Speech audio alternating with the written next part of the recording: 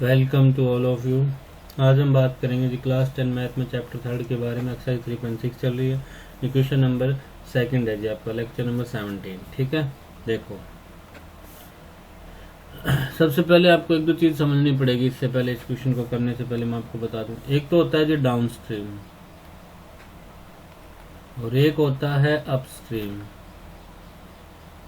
Down stream upstream का मतलब समझो जी पहले आप। डाउन स्ट्रीम का मतलब होता है, जैसे मान लो आप नहर के अंदर, कैनाल के अंदर नहाने के लिए चले गए जी। ठीक है, अब मान लो आप स्विमिंग कर रहे हो नहर के अंदर, देखो पानी भी इधर चल रहा है और आप स्विमिंग भी इसी साइड में कर रहे हो। ये तो होगी डाउन स्ट्रीम की, जिस डायरेक्शन में पानी चल रहा है उसी डायरेक्शन में आप क्या कर रहे हो, स्विमिंग कर रहे हो। अपस्ट्रीम में क्या होगा कि मान लो वाटर तो चल रहा है आपका इसी साइड, लेकिन आप इसके अपोजिट स्विमिंग कर रहे हो। ये होगी स्विमिंग आपकी, ये वाटर का फ्लो हो गया। तो एक चीज आपको कंफर्म होगी, आपने एक्सपेरिमेंट भी किया हुआ, चाहे आप साइकिल चला रहे हो, जैसे साइकिल चला रहे हो, मान लो इस साइड हवा चल रही है और उसी साइड आप चल रहे हो, या फिर इस साइड हवा चली आप उसके अपोजिट चल रहे हो।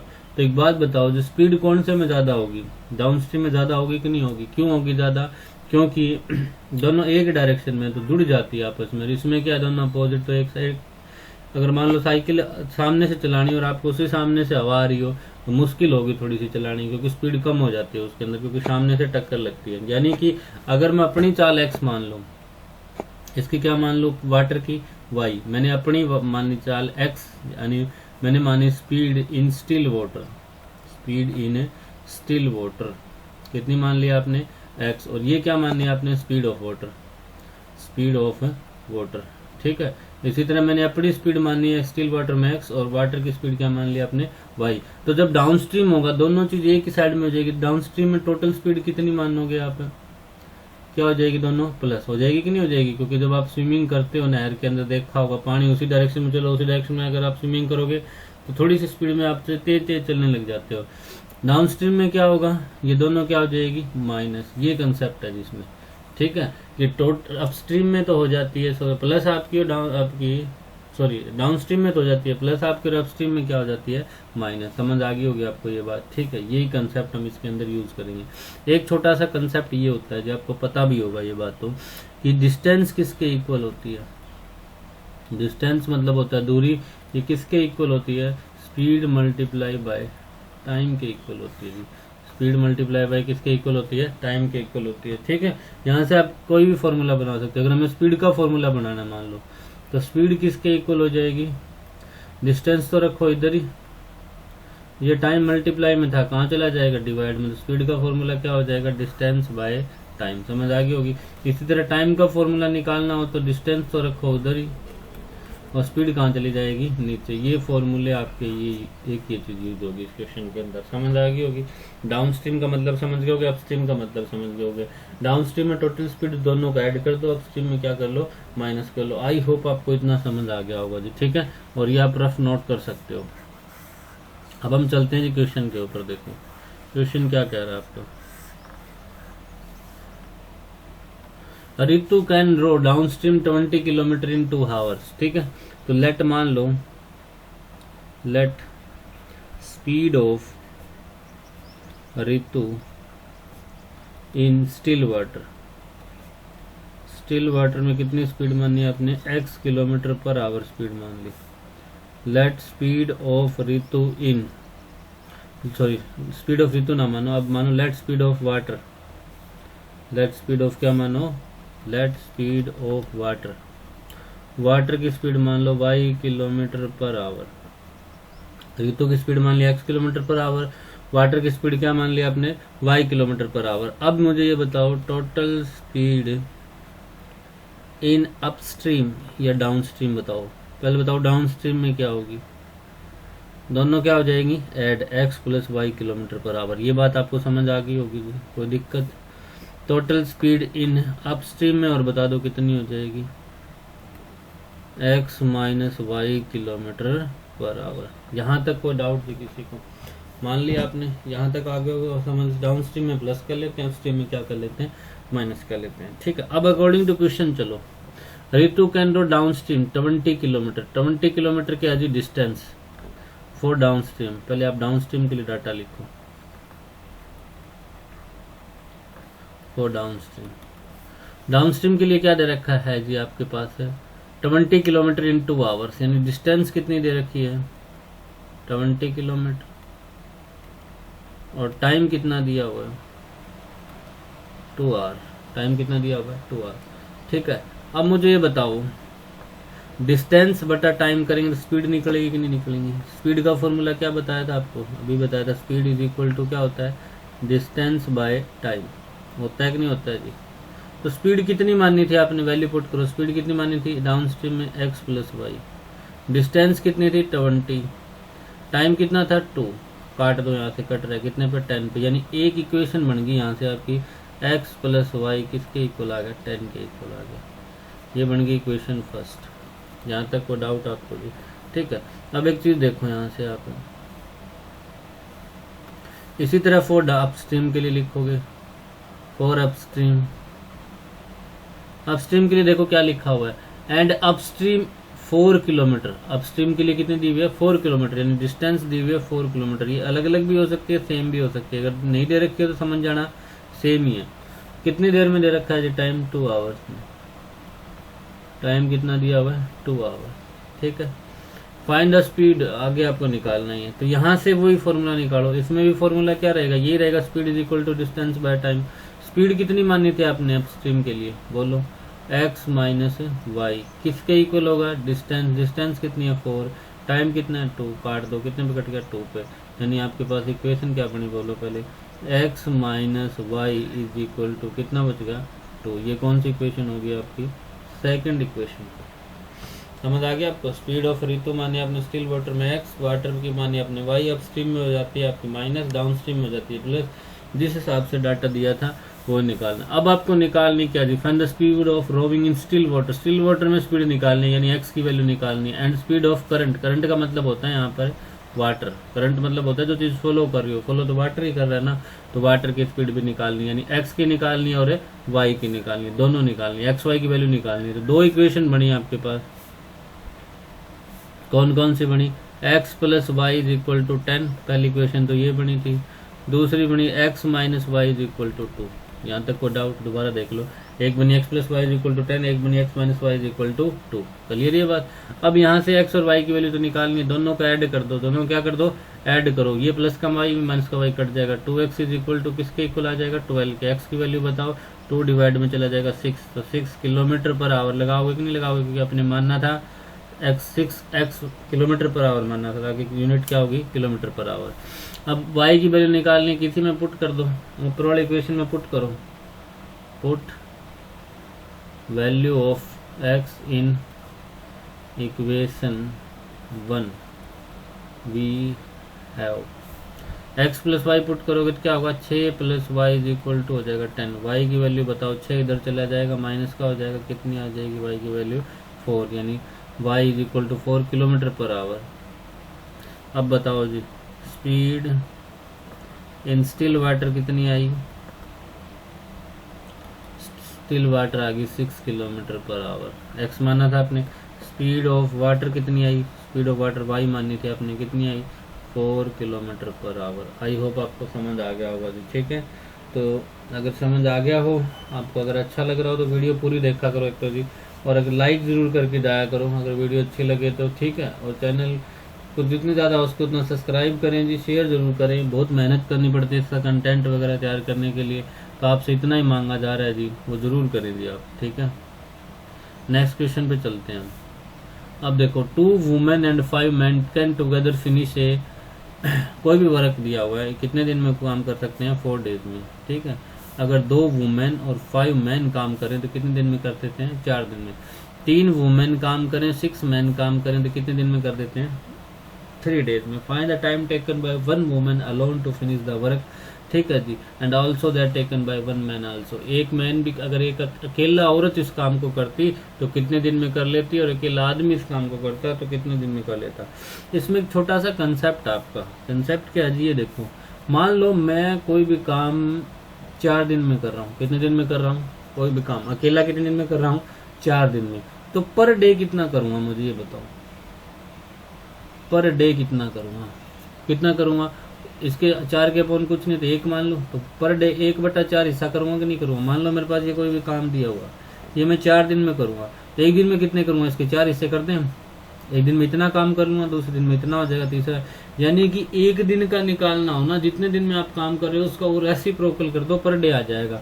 जैसे मान लो मैं कोई काम 2 दिन में कर रहा हूँ, कितने दिन में कर रहा हूँ, 2 दिन में, तो पर डे कितना करूँगा, एक दिन में कितना काम करूंगा, उल्टा कर दो, इसके नीचे कुछ नहीं है तो 1 मान लो, 1/2 हो जाएगा। कोई काम आप 2 दिन में करोगे, एक दिन में आधा ही तो करोगे, आधा मतलब 1/2 ही होगा।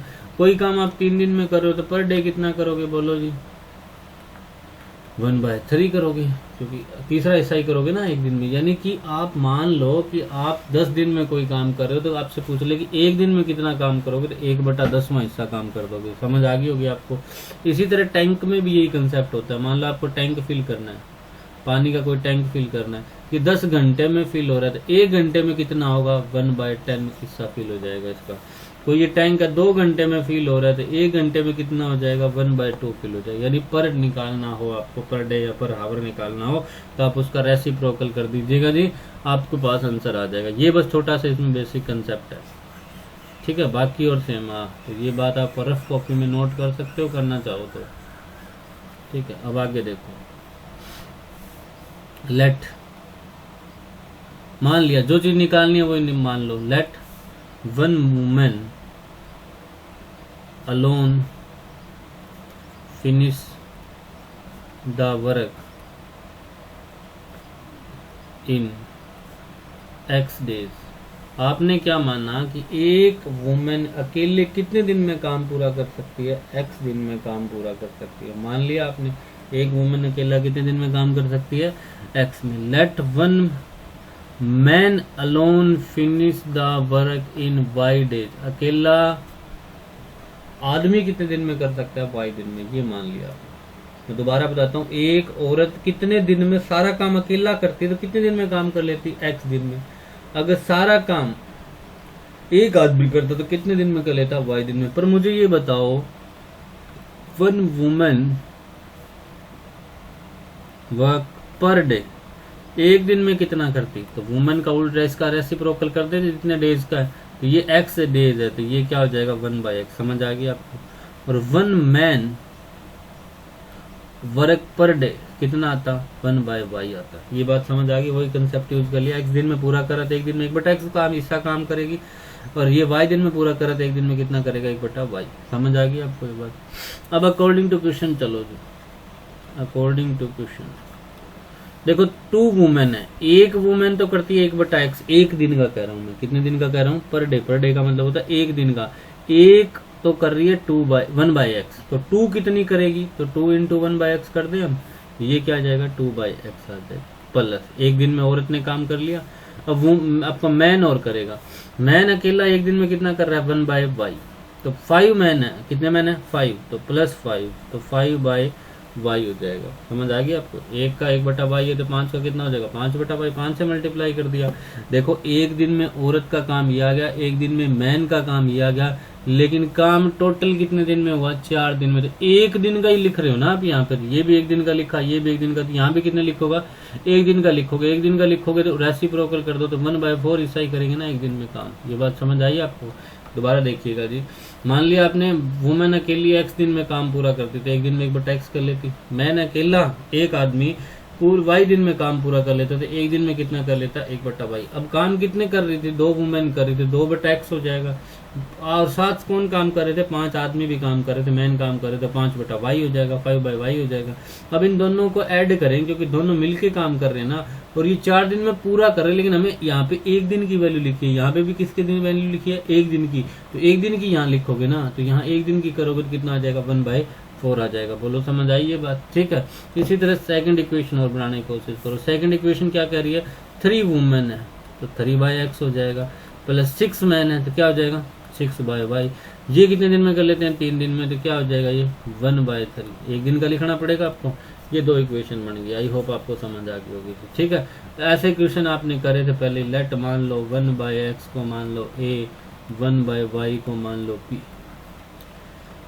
तो जो 1/X को A मानोगे आप, तो 2/X है तो ये क्या हो जाएगा, 2A। ये y 5/y है तो 5b इज इक्वल टू 1 क्या हो जाएगा 4। ये इक्वेशन होगी आपकी थर्ड इक्वेशन।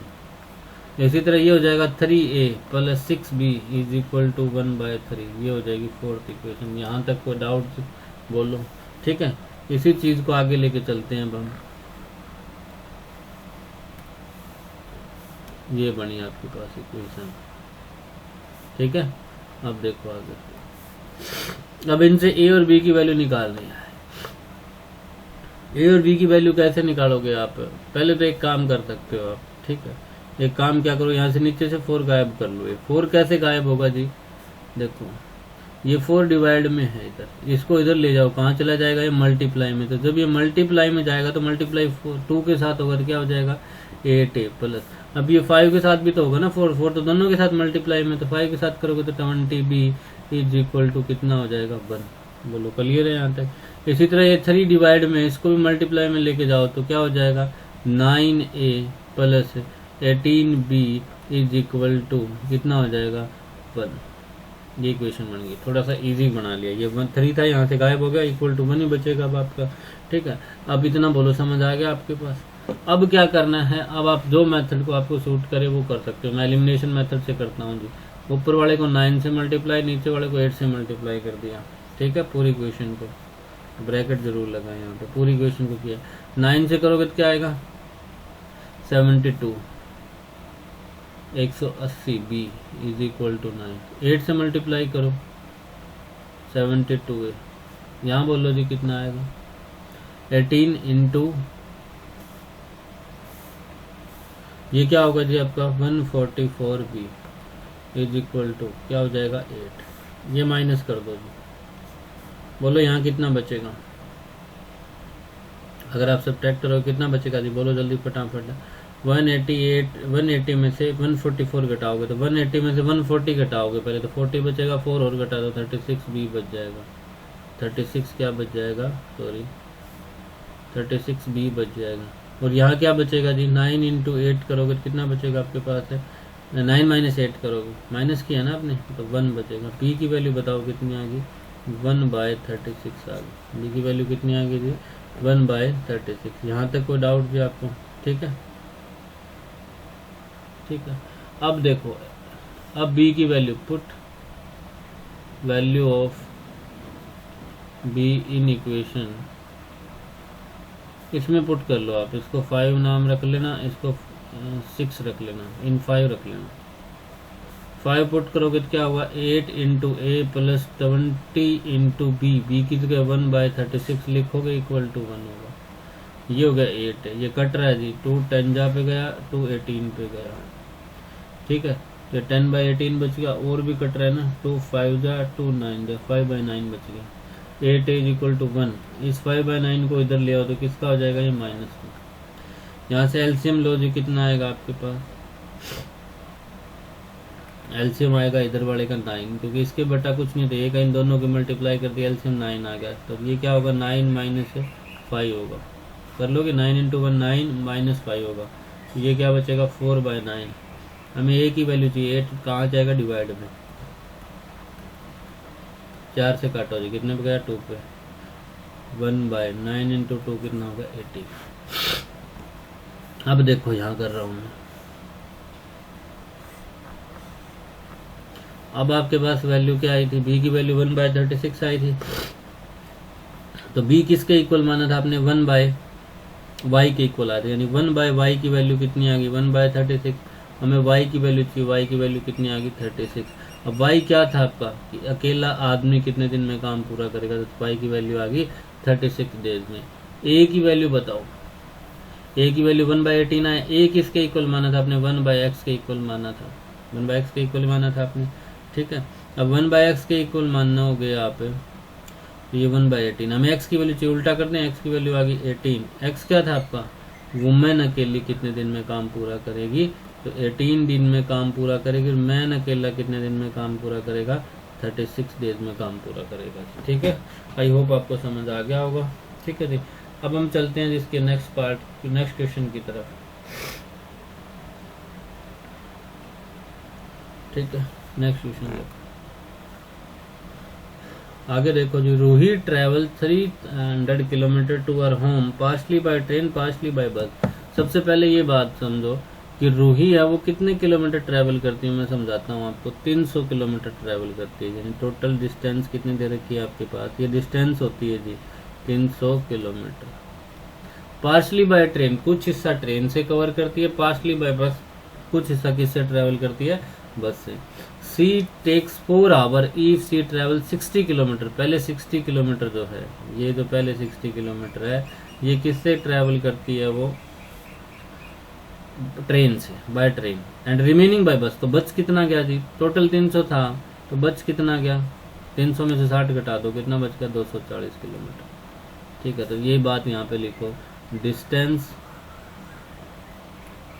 कवर्ड बाय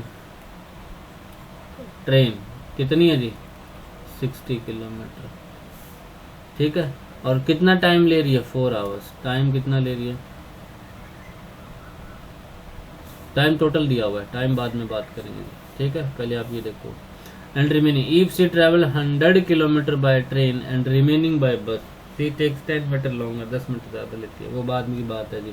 ठीक है, तो डिस्टेंस कवर्ड बाय ट्रेन आ गया, डिस्टेंस कवर्ड बाय बस और बता दो कितनी आ जाएगी, 240 किलोमीटर। ये बात सबको समझ आ गई। ठीक है, बोलो। ठीक है, अब मान लो let speed of train, let speed of train कितनी मान ली, x kilometre per hour. Let speed of bus कितनी मान ली, y किलोमीटर पर आवर। जो चीज निकालनी है वो y पर ही मान लो। अब अकॉर्डिंग टू क्वेश्चन चलो जी, ये ठीक है, अकॉर्डिंग टू क्वेश्चन बताओ क्या होगा। 60 किलोमीटर कवर कर रही है ये, तो 60 डिस्टेंस होगी अपॉन स्पीड कितनी है, x। डिस्टेंस बटा स्पीड किसके इक्वल होता है, टाइम के इक्वल होता है। ये बात कन्फर्म होगी, आपको फॉर्मूला लिखवाया हुआ है पहले, दोबारा नहीं लिखवाऊंगा मैं अब। ठीक है, कि डिस्टेंस ये होगी, ये स्पीड होगी, डिस्टेंस अपॉन स्पीड किसके इक्वल होता है, टाइम के इक्वल होता है। ठीक है, तो ये आ गया ट्रेन का टाइम, किसका टाइम आ गया, ये ट्रेन का टाइम आ गया। अब बस का टाइम और निकालो, बस की डिस्टेंस कितनी थी, 240, स्पीड कितनी थी बस की, y, ये आ गया बस का टाइम। इन दोनों को जोड़ने के बाद कितना घंटे ले रही थी पहले वो, 4 आवर, तो इक्वल टू किसके आना चाहिए, 4 के आना चाहिए कि नहीं आना चाहिए। ये बस के द्वारा भी निकाल लिया, ट्रेन के द्वारा भी निकाल लिया, ट्रेन के द्वारा भी निकाल लिया, बस के द्वारा, दोनों को ऐड कर दिया, तो किसके इक्वल आना चाहिए, 4 के इक्वल आना चाहिए। यहाँ तक कन्फर्म जी किसी को। ठीक है, अब ये कह रही सी ट्रैवल 100 किलोमीटर बाय ट्रेन, अगर वो 100 किलोमीटर, अब सेकंड कंडीशन देखो, सेकंड कंडीशन में क्या दिया हुआ है, ट्रेन से कितनी डिस्टेंस कवर कर रही है, 100 किलोमीटर लिख लोगे आप। बस से डिस्टेंस कितनी कवर करेगी, फिर ये 200 किलोमीटर। अब क्या कह रहा है, अब वो 10 मिनट लॉन्गर ले रही है, ज्यादा ले रही है, 10 मिनट ज्यादा। तो बताओ अब डिस्टेंस ट्रेन वाली कितनी होगी, 100 अपॉन एक्स प्लस ये क्या हो जाएगा, ये कितनी होगी, 200 upon y is equal to 4 घंटे 10 मिनट होगी। तो पहले इसको सारे को घंटे में कन्वर्ट कर लो, तो 10 मिनट को घंटे में कन्वर्ट करोगे 10 अपॉन 60 आएगा, काटोगे तो 1/6 आ जाएगा। कितना आ जाएगा, 1/6। ये तो हो गया 1/6 10 मिनट का। 4 घंटे और भी तो ले रही है, 10 मिनट लॉन्गर का मतलब ज्यादा लेना, तो ये तो ले ही रही है ज्यादा, और प्लस 4 वो ले रही थी। तो बताओ एलसीएम लोगे तो कितना आएगा, 6। ठीक है, ऐसे करोगे तो 1 और प्लस 4 इंटू 6 करोगे 20, तो कितना आ गया, 25/6 आ गया। कितना आ गया, 25/6। आई होप आपको यहाँ तक समझ आ गया होगा, कोई दिक्कत नहीं होगी। बोलो जी, क्लियर है यहाँ तक। ठीक है, बोलो जी। ठीक है, अब आगे देखो, अब हमें वैल्यू चाहिए। हमारे पास दो इक्वेशन बन गई यहाँ से, 60/x plus 240/y is equal to आ गया आपके पास 4। ठीक है, इसी तरह आ गया आपके पास है। अब दूसरी इक्वेशन जब आपने बनाई तो क्या बनी आपकी दूसरी इक्वेशन, दूसरी इक्वेशन बनी आपकी 100/x प्लस 200/y और इज इक्वल टू क्या आ जाएगा आपके पास 25/6। ये दोनों इक्वेशन में कोई डाउट नहीं होगा जी आपको। ठीक है, अब इन्हीं इक्वेशन को आगे लेके चलते हैं हम। यानी आपके पास एक तो बनी 60/x प्लस क्या बनी थी, 60/x plus 240/y is equal to 4, ये बनी थी। दूसरी इक्वेशन क्या बनी थी आपके पास है 100/x plus 200/y is equal to 25/6, ये बनी थी। वही है जी, x नीचे आ गया, y नीचे आ गया, तो लिख लोगे लेट 1/x को क्या मान लो आप a और 1/y को क्या मान लो आप b। इक्वेशन बताओ क्या बनेगी आपके पास, 60a plus 240b is equal to 4। यहाँ बताओ क्या बनेगी, 100A plus 200B is equal to 25/6। यहाँ तक कोई डाउट जी आपको? ठीक है, अब हम क्या काम करते हैं जी, इसको मल्टीप्लाई कर दो पूरी इक्वेशन को 10 से। किससे मल्टीप्लाई कर दो? 10 से। इस पूरी इक्वेशन को किससे मल्टीप्लाई कर दो? 6 से। क्यों किया? 60 को 10 से मल्टीप्लाई करोगे 600 हो जाएगा, और 100 को 6 से मल्टीप्लाई करोगे तो 600 ही हो जाएगा। दोनों बराबर हो जाएंगे कि नहीं हो जाएंगे? हमें बराबर करने से मतलब था। तो जब आपने इसको 10 से मल्टीप्लाई किया तो क्या बनेगा? 600A प्लस इसको 10 से किया तो क्या हो गया? 240 था, तो ये तो 24 हो गया। B इज इक्वल टू क्या हो जाएगा? 10। इसी तरह 6 से मल्टीप्लाई करोगे तो क्या हो जाएगा? 600A प्लस यहाँ कितना हो जाएगा? 6 गुना 2 करोगे 1200B हो जाएगा। अब इसको 6 से मल्टीप्लाई करोगे 6 से 6 कैंसिल हो जाएगा, इक्वल टू क्या बचेगा? 25। अब कर दो जी माइनस, ये माइनस कट गया। कितना बच गया आपके पास? 1200B इज इक्वल टू, ये बताओ कितना बच गया? 15। कितना बच गया जी? 15। यहाँ तक कोई डाउट आपको? बोलो। ठीक है, हमें इसकी वैल्यू चाहिए, B की वैल्यू 15। ये 1200 कहाँ जाएगा? नीचे डिवाइड में। ठीक है, अब क्या है जी, कट रहा है तो काट दो आप। ठीक है, सीधा ही कट जाएगा ये। 5 से काटो पहले। 5 3 जा 12, ये क्या होगा? 5 2 जा 10 हो जाएगा। ये यहाँ पे कितना बचेगा? 2 बचेगा। 5 4 जा 20, 240 बचेगा। 3 से फिर कट रहा है, 3 1 जा 3 और 3 8 जा 24, 1/80। तो B की वैल्यू कितनी आ गई जी आपके पास? 1/80। चेक कर सकते हो आप दोबारा कैलकुलेशन में। ठीक है जी, अब हमें A की वैल्यू और निकालनी है। किसकी वैल्यू निकालनी है जी?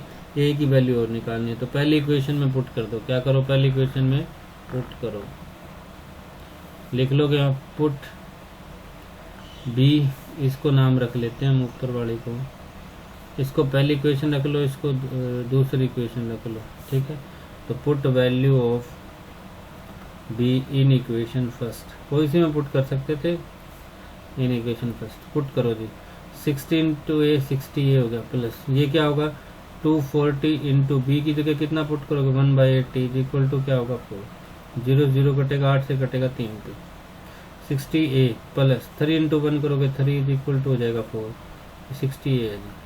60A इज इक्वल टू 3 इधर ले जाओ, माइनस का हो जाएगा 4 माइनस 3 करोगे तो 1 बचेगा। A की वैल्यू बताओ क्या आ जाएगी? 1/60 किलो आ जाएगी। A की वैल्यू कितनी आ गई? 1/60 आ गई। A इज इक्वल टू हो गया 1/60। अब B क्या मानना था आपने? 1/y, तो 1/y इज इक्वल टू 1/80 लिखोगे आप। 1/80 लिखोगे। Y की वैल्यू कितनी आ जाएगी? 80। और Y के आगे यूनिट क्या थी? Kilometre per hour. ये लिखा था ना Y किलोमीटर पर आवर, तो ये हो गया जी Y की वैल्यू 80 किलोमीटर पर आवर। ये माना था 1/x, उल्टा करोगे तो x की वैल्यू आ जाएगी कितनी? आ जाएगी 60 किलोमीटर पर आवर। अब मुझे ये बताओ x क्या था आपका? x था स्पीड ऑफ ट्रेन, तो ट्रेन की स्पीड आ गई। और y क्या था आपका? स्पीड ऑफ बस, तो किसकी स्पीड आ गई थी? बस की स्पीड आ गई। आई होप आपको समझ। लिख लोगे आप लास्ट में जाके, स्पीड ऑफ ट्रेन x मानी थी तो is equal to x 60 kilometre per hour, speed of bus is equal to 80 kilometre per hour. I hope आपको ये चीज़ समझ आ गई होगी जी। ठीक है, तो ये हमारा कंप्लीट हुआ जी, ये कंप्लीट एक्सरसाइज हुई। बाकी जो बची है वो आपके पास ऑप्शनल बचती है, वो बाद में देखेंगे जी। ठीक है, अगर आपको इसकी PDF चाहिए तो हमारे टेलीग्राम ग्रुप को जरूर ज्वाइन कर लें जी, पवन सारण सर के नाम से। जिसको ज्वाइन करना ना भूलें। बाकी डिस्क्रिप्शन में वीडियो की लिंक भी मिल जाएगा इस चीज़ का। ठीक है, वहाँ से आप डायरेक्ट भी जा सकते हैं टेलीग्राम ग्रुप के ऊपर। ठीक है, अगर वीडियो अच्छी लगी तो प्लीज़ लाइक जरूर करके जाएं, शेयर का बटन दबाएं। ठीक है, सब्सक्राइब करना भी ना भूलें। ठीक है, कमेंट करके जरूर बताएं जी कैसा लग रहा है आपको वीडियो देख के। ठीक है, be better learn better. Thank you, have a nice day.